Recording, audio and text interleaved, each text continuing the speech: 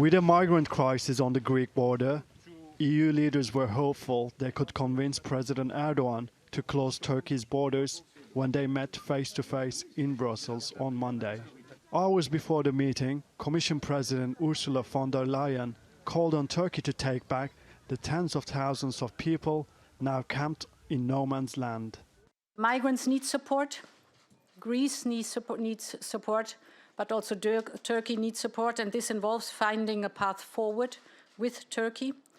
Clearly, we do have our disagreements, but we have spoken plainly and we have spoken openly to each other about these, and it was a good conversation, it was a good dialogue, and it was a constructive one.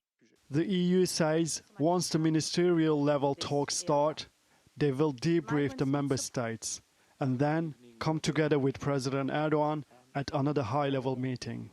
We decided, and it's very concrete and very important for the next days and for the next weeks, we decided to task Recep Borrell, the High Representative, with his counterpart in Turkey, the Minister of Foreign Affairs, each of them with a team to work in the next days in order to clarify the implementation of the deal between Turkey and the European Union, to be certain that we are on the same page, that we have the same interpretation about what we do in Turkey. In 2016, the EU signed a deal with Turkey to stop the flow of Syrian refugees into Europe.